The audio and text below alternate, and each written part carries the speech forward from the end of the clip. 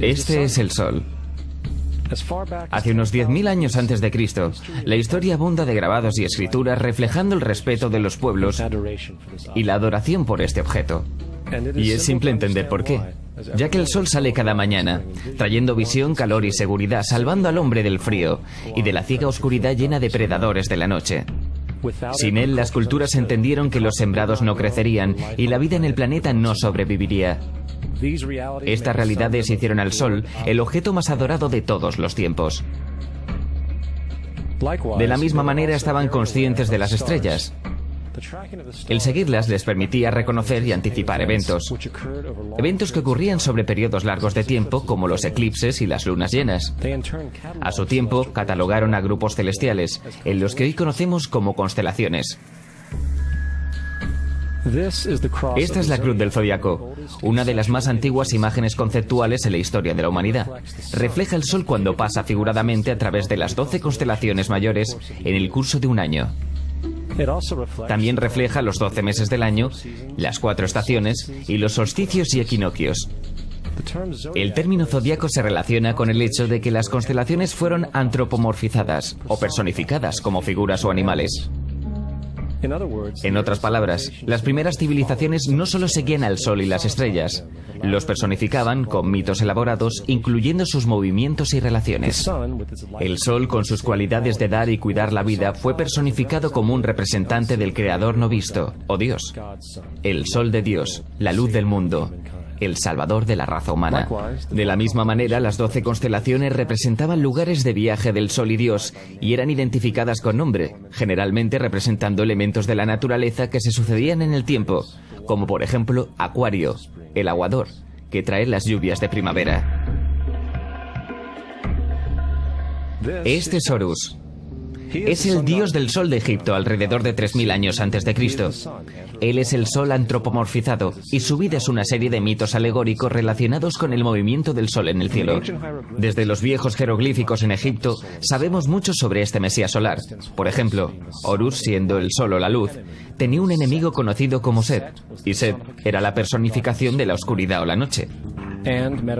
Y hablando metafóricamente, cada mañana Horus le ganaba la batalla a Set, mientras en el atardecer Set conquistaba a Horus y lo mandaba al bajo mundo. Es importante notar que oscuridad versus luz o bien versus mal es una de las dualidades mitológicas más extendidas que se conocen, y aún se expresan en varios niveles hasta la fecha. En líneas generales, la historia de Horus es la siguiente. Horus nació un 25 de diciembre de la Virgen Isis Meri. Su nacimiento fue acompañado por una estrella en el este, la cual ayudó a 3 reyes a ubicar y adorar al Salvador recién nacido. A los 12 años era un niño prodigio maestro. A la edad de 13 años fue bautizado por alguien llamado Anub, y así empezó su ministerio. Horus tenía 12 discípulos que viajaban con él realizando milagros como curar enfermos, caminar sobre el agua, y además Horus era conocido con varios nombres como la verdad, la luz, el hijo elegido de Dios, el buen pastor, la oveja de Dios y muchos otros. Después de haber sido traicionado por Typhon, Horus fue crucificado, enterrado por 3 días y resucitado. Estos atributos de Horus, siendo originales o no, parecían filtrarse a muchas otras culturas del mundo, siendo que muchos otros dioses tienen la misma estructura mitológica general. Atis de Frigia, nacido de la Virgen Nana un 25 de diciembre, crucificado, puesto en una tumba y después de 3 días, resucitado. Krishna de India, nació de la Virgen de Baki, con una estrella en el este señalando su llegada. Realizaba milagros con sus discípulos y después de su muerte, resucitó. Dionisio de Grecia, nacido de una virgen un 25 de diciembre. Era un maestro viajero que realizaba milagros como transformar el agua en vino. Se lo llamaba Rey de Reyes, único hijo de Dios, Alfa y Omega y muchos otros. Y luego, después de morir, resucitó. Mithra de Persia, nacida de una virgen un 25 de diciembre. Tenía 12 discípulos y realizaba milagros y después de morir fue enterrada por 3 días y resucitó. También se le llamaba la verdad, la luz y otras muchas. Es notable que el día sagrado para adorar a Mithra era el domingo. El hecho es que hay numerosos salvadores de diferentes periodos de todo el mundo que concuerdan con estas características generales. La pregunta permanece, ¿por qué estos atributos? ¿Por qué el nacimiento de una virgen el 25 de diciembre? ¿Por qué muerto por 3 días? ¿Y su resurrección? ¿Por qué 12 discípulos? Para saber más, examinemos el más reciente de los Mesías solares. Y lo haremos muy rápidamente. Jesucristo nació de la Virgen María un 25 de diciembre en Belén. Su nacimiento fue anunciado por una estrella del este, la cual 3 reyes siguieron para ubicar y adorar a su nuevo Salvador. Fue maestro a los 12 años, a los 30 fue bautizado por Juan el Bautista y ahí comenzó su ministerio. Jesús tenía 12 discípulos que viajaban con él y realizaban milagros como curar a enfermos, caminar sobre el agua, levantar muertos. También era conocido como Rey de Reyes, el Hijo de Dios, la Luz del Mundo, Alfa y Omega, la Oveja de Dios y muchos otros. Después de ser traicionado por Judas y vendido por 30 piezas de plata, fue crucificado, puesto en una tumba y después de 3 días resucitó y ascendió al cielo.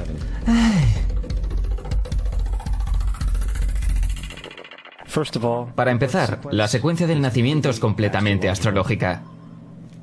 La estrella en el este es Sirius, la estrella más brillante de la noche, que el 24 de diciembre se alinea con las 3 estrellas más brillantes del cinturón de Orión. Estas 3 estrellas se llaman hoy, como se llamaban en la antigüedad, los 3 reyes. Los 3 reyes y la estrella más brillante, Sirio, apuntan al lugar donde sale el sol, el 25 de diciembre. Por esto es que los 3 reyes siguen a la estrella en el este, para ubicar la salida del sol. El nacimiento del sol.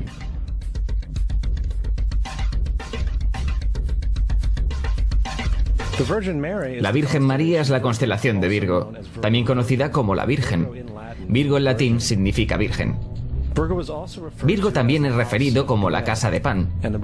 Y la representación de Virgo es una virgen sosteniendo un puñado de trigo. Este casa de pan y su símbolo de trigo representan agosto y septiembre, la fecha de la cosecha. Belén, de hecho, se traduce literalmente como casa de pan. Belén es entonces una referencia a la constelación de Virgo, un lugar en el cielo, no en la tierra. Hay otro fenómeno muy interesante que ocurre el 25 de diciembre, o el solsticio de invierno. Desde el solsticio de verano al solsticio de invierno, los días se hacen más cortos y fríos. Desde la perspectiva del hemisferio norte, el sol parece moverse hacia el sur, haciéndose más pequeño y escaso. El acortamiento de los días y la caducidad de las plantaciones, cuando se acercaba el solsticio de invierno, simbolizaba el proceso de la muerte para los antiguos. Era la muerte del sol. Hacia el 22 de diciembre la desaparición del sol era un hecho. Habiéndose movido hacia el sur continuamente, durante 6 meses llega a su punto más bajo en el cielo. Aquí algo curioso sucede. El sol deja de moverse hacia el sur, al menos durante esta pausa de 3 días. El sol permanece cerca de la constelación Cruz del Sur, o Cruz. Después de ese tiempo, el 25 de diciembre, el sol se mueve 1 grado, esta vez hacia el norte, anunciando días más largos, más tibios y la primavera. Entonces se dijo, el sol murió en la cruz, estuvo muerto por 3 días, solo para resucitar o nacer nuevamente. Por esto es que Jesús y muchos otros dioses solares comparten la crucifixión, la muerte de 3 días y el concepto de resurrección. Es el periodo de transición del Sol antes de cambiar su dirección hacia el hemisferio norte, trayendo la primavera y por consiguiente la salvación. Sin embargo, no celebraban la resurrección del Sol hasta el equinoccio de primavera, o Pascuas. Esto se debe a que en el equinoccio el Sol oficialmente vence a la malvada oscuridad, cuando los días se hacen más largos que las noches y las condiciones revitalizantes de la primavera aparecen. Ahora, probablemente, el más obvio de todos los simbolismos astrológicos alrededor de Jesús sean los 12 apóstoles. Son simplemente 12 constelaciones del zodiaco, a través de las cuales Jesús, siendo el Sol, viaja. De hecho, el número 12 se ve en toda la Biblia.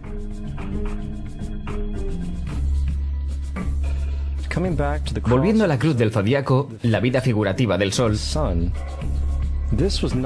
esto no era solo una expresión artística o herramienta para seguir los movimientos del Sol. Era también un símbolo espiritual pagano, que resumido, se veía algo parecido a esto.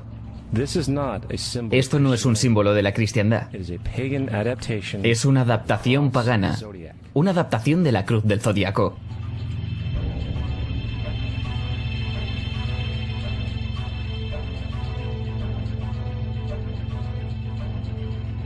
Es por eso que Jesús en las primeras artes secretas se mostraba con su cabeza sobre la cruz, debido a que Jesús es el sol.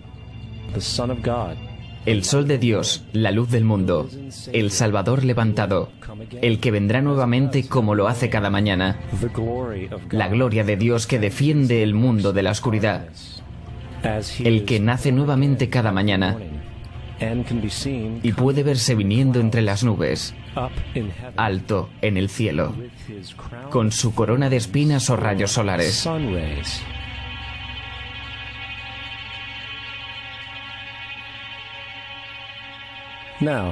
Ahora, de las varias metáforas astrológicas astronómicas en la Biblia, una de las más importantes tiene que ver con las eras.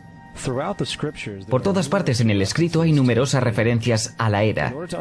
Para entender esto necesitamos estar familiarizados con el fenómeno conocido como procesión de los equinoccios. Los antiguos egipcios, así como culturas anteriores a ellos, reconocían que cada aproximadamente 2150 años, el amanecer en la mañana del equinoccio de primavera ocurría en un siglo diferente del zodiaco. Esto tiene que ver con el lento movimiento angular que la Tierra mantiene mientras rota sobre su eje. Es llamado procesión porque las constelaciones van hacia atrás de forma opuesta al ciclo anual normal. El tiempo que tarda la procesión en pasar por los 12 signos es aproximadamente 25.765 años. Esto es llamado el Gran Año, y las sociedades antiguas eran muy conscientes de esto. Ellos llamaban al periodo de 2150 años una era. De 4300 a.C. a 2150 a.C. fue la era de Tauro, el toro. De 2150 a.C. a 1 después de Cristo fue la era de Aries, el carnero. Y 1 después de Cristo a 2150 después de Cristo es la era de hoy, Piscis. Alrededor de 2150 entraremos en la nueva era, la era de Acuario. La Biblia refleja en líneas generales un movimiento simbólico a través de 3 eras mientras anuncia una cuarta. En el Viejo Testamento, cuando Moisés baja del monte Sinai con los 10 mandamientos, él se enfada al ver a su gente venerando un becerro de oro. De hecho, destroza las placas de piedra y obliga a su gente a matarse entre sí para purificarse. La mayoría de los especialistas bíblicos atribuyen esta ira al hecho de que los israelitas están venerando un ídolo falso, o algo por el estilo. La realidad es que el toro dorado es Tauro el toro, y Moisés refleja la nueva era de Aries el carnero. Es por eso que los judíos aún soplan del cuerno del carnero. Moisés representa la nueva era de Aries, y en la nueva era, todos deben dejar la vieja era. Otros dioses también marcan estas transiciones como Mitra, un dios precristiano que mata al toro simbolizando lo mismo. Jesús es la figura que acompaña la era que sigue Aries, la era de Piscis o de los 2 peces. El simbolismo del pez abunda en el Nuevo Testamento. Jesús alimenta a 5.000 personas con pan y 2 peces. Cuando él comienza su ministerio caminando en Galilea, se hace amigo de 2 pescadores que lo siguen. Y creo que todos hemos visto el pez de Jesús detrás de los autos. Pocos saben qué significa realmente. Es un símbolo astrológico pagano del reino del sol, durante la era de Piscis. También el supuesto nacimiento de Jesús es esencialmente el principio de esta era. En Lucas 22:10, cuando a Jesús le preguntaron sus discípulos dónde serían las próximas Pascuas cuando él se hubiera ido, Jesús contestó: cuando entren a la ciudad contemplen, ahí encontrarán a un hombre. Él sostendrá un cántaro. Síganlo a la casa donde entre. Este escrito es uno de los más reveladores de todas las referencias astrológicas. El hombre llevando el cántaro de agua es Acuario, el aguador, que siempre está dibujado como un hombre echando agua desde un cántaro. Él representa la era que sigue a Piscis. Y cuando el sol deje la era de Piscis, irá a la casa de Acuario, ya que Acuario sigue a Piscis en la precesión de los equinoccios. Todo lo que Jesús está diciendo es que después de la era de Piscis, vendrá la era de Acuario.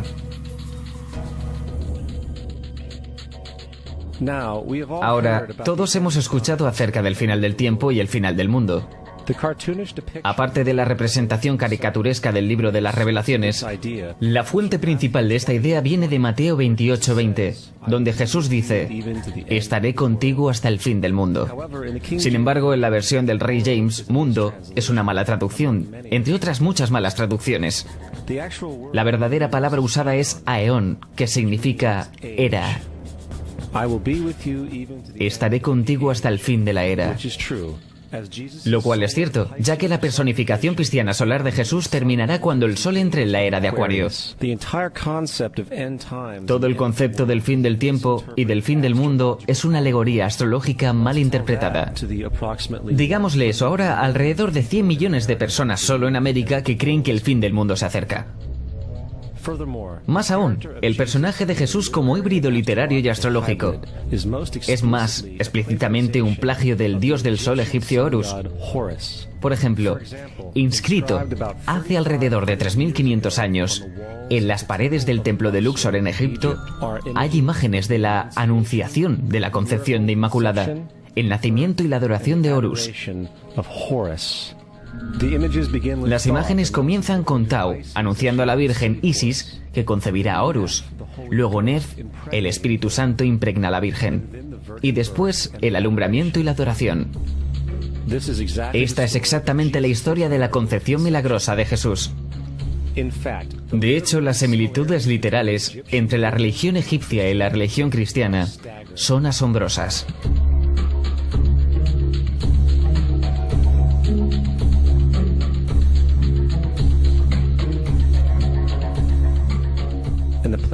El plagio es continuo.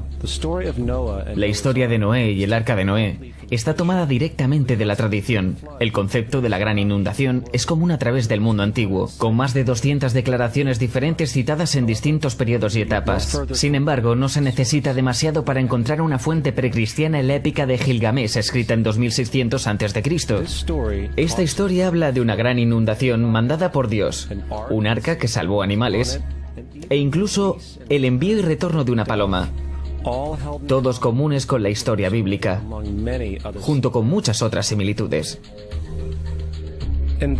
Y también la historia plagiada de Moisés.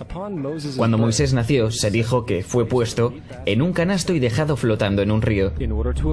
Todo eso para evitar el infanticidio. Más tarde fue rescatado por una hija de la realeza y criado por ella como un príncipe. Esta historia de un bebé en un canasto fue copiada directamente del mito de Sargón de Akkad, alrededor de 2250 a.C. Sargón nació, fue puesto en un canasto para evitar el infanticidio y fue dejado flotando en un río. Él fue rescatado y criado por Aquí, una comadrona real. Aún más, Moisés es conocido como el dador de leyes, el dador de los 10 mandamientos, la ley de las tablas. Sin embargo, la idea de una ley que es pasada de Dios a un profeta en una montaña es también un tópico muy viejo. Moisés es solo un dador de leyes, dentro de una larga lista de dadores de leyes de la historia mitológica. En India, Manu es el gran dador de leyes. En Creta, Minos ascendió al monte Dicta, donde Zeus le dio las leyes sagradas. Mientras que en Egipto estuvo Mises, que llevó las placas de piedra donde se escribieron las leyes de Dios. Manu, Minos, Mises, Moisés. Y en cuanto a los 10 mandamientos, fueron sacados completamente del encanto 125 del libro de los muertos egipcios. Lo que el libro de los muertos rezaba: no he robado, se convirtió en no robarás. No he matado, se convirtió en no matarás.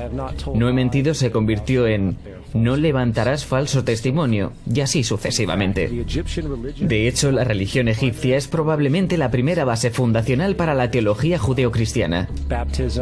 Bautismo, vida después de la muerte, juicio final, nacimiento por virgen y resurrección, crucifixión, el arca de la alianza, circuncisión, salvadores, sagrada comunión, el diluvio, Pascua cristiana, Navidad, Pascua judía y muchas más. Son todo atributos de ideas egipcias creadas mucho antes que el cristianismo y el judaísmo.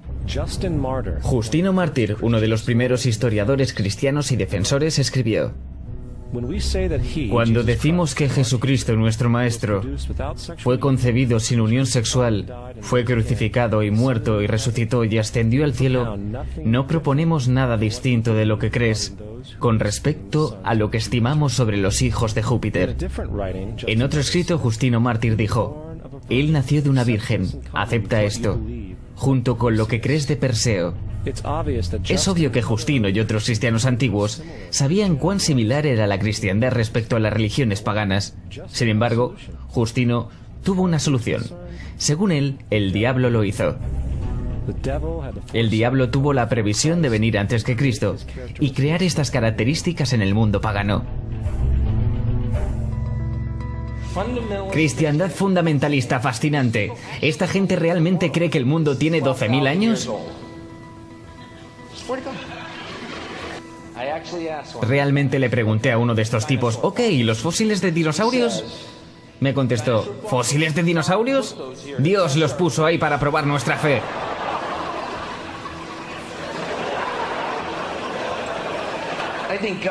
Creo que Dios te puso aquí para probar mi fe, amigo.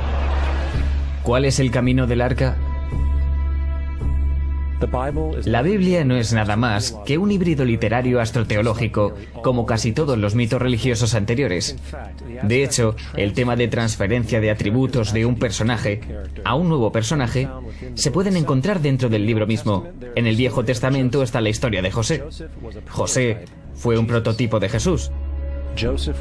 José tuvo un nacimiento milagroso. Jesús tuvo un nacimiento milagroso. José tenía 12 hermanos. Jesús tenía 12 discípulos. José fue vendido por 20 piezas de plata. Jesús fue vendido por 30 piezas de plata. El hermano Judas sugirió la venta de José. El discípulo Judas sugirió la venta de Jesús. José comenzó su trabajo a la edad de 30 años. Jesús comenzó su trabajo a los 30 años. Los paralelismos siguen y siguen. Es más, ¿hay alguna referencia histórica no bíblica de alguna persona viviendo con el nombre Jesús, el hijo de María, que viajaba con 12 seguidores curando gente y demás? Hay numerosos historiadores que vivieron en alrededores del Mediterráneo durante o después de la supuesta vida de Jesús. ¿Cuántos historiadores documentan esta figura? Ninguno. Sin embargo, para ser justos no significa que defensores del Jesús histórico no hayan sostenido lo contrario. 4 historiadores son citados típicamente para justificar su existencia. Plinio el Joven, Sustenius y Tácito son los primeros 3. Cada una de sus citas consisten solo en unas pocas oraciones. Y solo se refieren al Christius o al Cristo, que de hecho no es un nombre, sino un título. Significa el elegido. La cuarta fuente es Josephus, y ha sido probada ser una falsificación hace cientos de años. Tristemente, aún hoy es citada como cierta. Es de suponer que un tipo que se levantó entre los muertos y ascendió al cielo delante de todo el mundo y realizó la cantidad de milagros que se le atribuyen hubiera permanecido en el registro histórico. No lo hizo porque una vez que la evidencia es sopesada, hay una probabilidad muy alta que la figura conocida como Jesús no haya existido nunca. La religión cristiana es una parodia sobre la adoración al sol, en la cual pusieron a un hombre llamado Cristo en lugar del sol, y lo adoran como originalmente adoraron al sol. Thomas Paine. No queremos ser crueles, pero queremos ser objetivos. No queremos causar sentimientos dolorosos, pero queremos ser académicamente correctos en lo que entendemos y que sabemos que es cierto. La cristiandad no está basada en verdades. Encontramos que la cristiandad fue de hecho nada más que una historia romana, desarrollada políticamente. La realidad es, Jesús fue una deidad solar de la secta cristiana agnóstica, y como todos los otros dioses paganos, era una figura mítica. Fue el sistema político que buscó crear la figura de Jesús para tener control social. Por el 325 después de Cristo en Roma, el emperador Constantino convocó al Consejo de Nicea. Fue durante esta reunión que las políticamente motivadas doctrinas cristianas fueron establecidas y donde empezó la larga historia de derramamiento de sangre y fraude espiritual. Y por los siguientes 1600 años, el Vaticano mantuvo un control político sobre toda Europa, conduciendo a periodos felices como la Edad Oscura, junto con iluminados eventos como las Cruzadas y la Inquisición.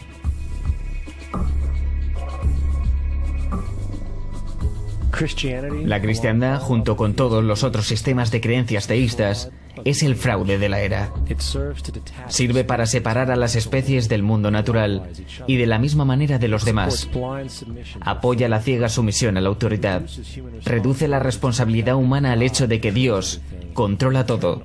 Y de hecho, se pueden justificar crímenes horribles en nombre de la búsqueda divina. La religión nunca podrá reformar la humanidad porque la religión es esclavitud, y aún más importante, hace más fuerte a los que conocen la verdad, pero usan el mito para manipular y controlar las sociedades. El mito religioso es el mecanismo más poderoso que jamás haya sido creado, y sirve como terreno psicológico, donde los otros mitos pueden prosperar.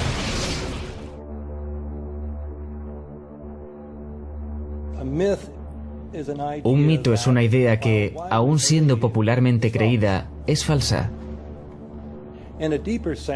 En un sentido más profundo, en el sentido religioso, el mito sirve como una historia que orienta y conmueve a la gente. El foco del mito no es la relación de la historia con la realidad, sino con su función. Una historia no puede funcionar a menos que sea creída como cierta, por la comunidad o por la nación. No es tema de debate que algunos tengan el mal gusto de cuestionar la veracidad de tal historia sagrada. Los cuidadores de la fe no entran en debate con ellos. Ellos los ignoran o denuncian como blasfemos.